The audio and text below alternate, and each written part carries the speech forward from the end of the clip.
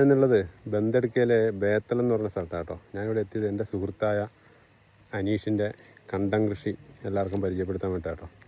നമ്മുടെ കേരളത്തിൻ്റെ ഗ്രാമീണ സൗന്ദര്യത്തിന് മാറ്റുകൂട്ടുന്നതിൽ പ്രധാന പങ്ക് വഹിക്കുന്ന ഒന്നാണല്ലോ നെൽപ്പാടങ്ങൾ. നമ്മുടെ നാട്ടിലൊക്കെ നെൽപ്പാടങ്ങൾ അപ്രത്യക്ഷമായി അവിടെയെല്ലാം കവുങ്ങുകളും തെങ്ങുകളും ഉയർന്നു വന്നു.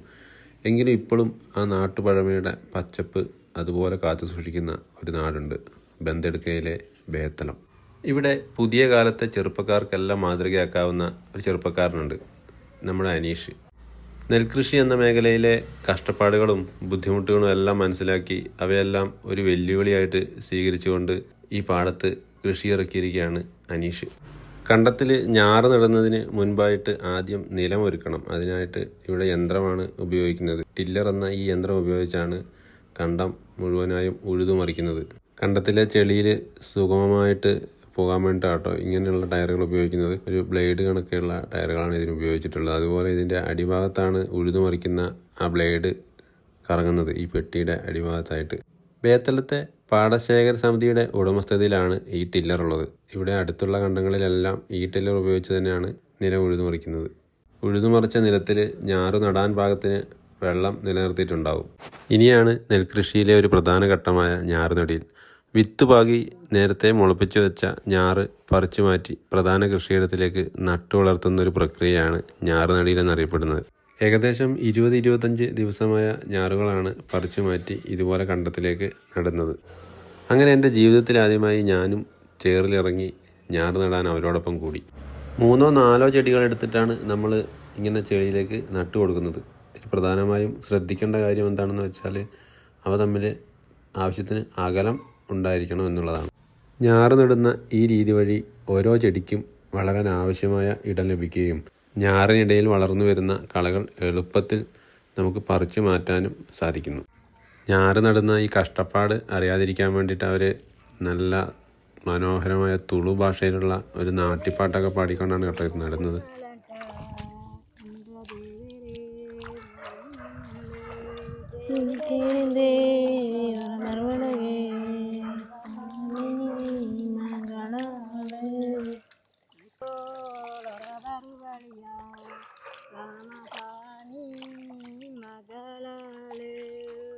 കേരി കേരിന്തേ മറുപടുകേ മകളാള്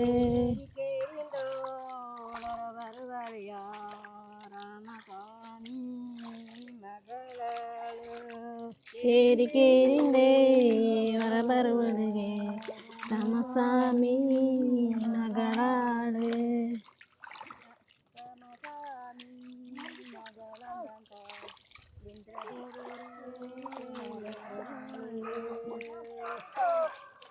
കേരിന്തേ മറുപടുകേ രാമസ്വാമി മകളാള്. രാവോ കുറുമ്പേ രാവോ പേ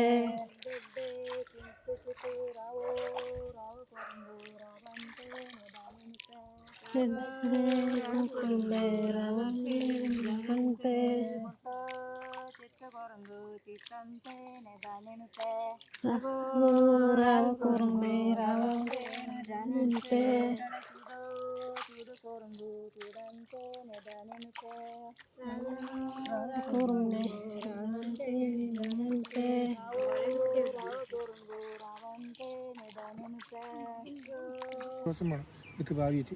നമ്മൾ വിതച്ച് കഴിഞ്ഞിട്ട് 40 ദിവസം വേണം ഇതിന് പച്ച നടണമെങ്കിൽ. അന്ന് വെറും പൊടിയിലാണ് ഈ വിത്ത് ഇടുന്നത്, ഇന്നത്തെ പോലെയല്ല.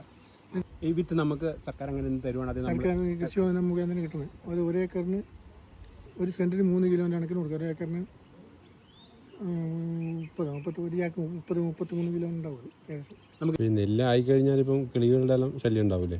കിളി ശല്യം ഉണ്ട്. എനിക്ക് അതിന് മുമ്പിലുണ്ട്. ഇപ്പോൾ ഇതായി ഇനിയിപ്പോൾ ഒരു 10-20 പുഴു പിടിക്കും. അപ്പോൾ മരുന്ന് തെളിച്ചു കൊടുക്കണം. മരുന്ന് ഇപ്പോൾ ഇവിടുന്ന് എന്തെങ്കിലും ജൈവ ഇതാണ്, അല്ലെങ്കിൽ ഇപ്പോൾ മറ്റേ അടിക്കാൻ സമ്മതിക്കില്ല. ജൈവ കീടനാശിനി അത് അടിച്ചു കൊടുക്കണം. പറിച്ചിട്ടതിന് കള വരുന്നത് കുറവാണ്. അതെയല്ല പാട സമിതി ഉണ്ട്, അതിന്റെ പ്രസിഡന്റ് ഞാൻ ബന്തെടുക്കല്ല അത് പാടശേഖര സമിതി സമിതി കുറ്റിക്കൊല കുറ്റിക്കോല. ആ, ഇത് വേത്തലം പാടത്തെ ബേത്തലം. ഇതുപോലെ ഒരുപാട് നെൽവയലുകളും കർഷകരുള്ളൊരു നാടാണ് ബേത്തലം. ഈ ബേത്തലംകാർ ഒരുപാട് തവണ ആദരിച്ച ഒരു വലിയ കർഷകനാണ് കരുണാകരേട്ടൻ. നമ്മൾ ഒരിക്കലെങ്കിലും വന്ന് കാണേണ്ട അത്ര സുന്ദരിയായ ഒരു സ്ഥലമാണ് കേട്ടോ ബേത്തലം. അപ്പോൾ എന്തായാലും ഇനി ഒരിക്കൽ കൂടി ഇങ്ങോട്ട് വരുമെന്ന പ്രതീക്ഷയോടെ ഞങ്ങളിവിടെ നിന്ന് മടങ്ങുകയാണ്.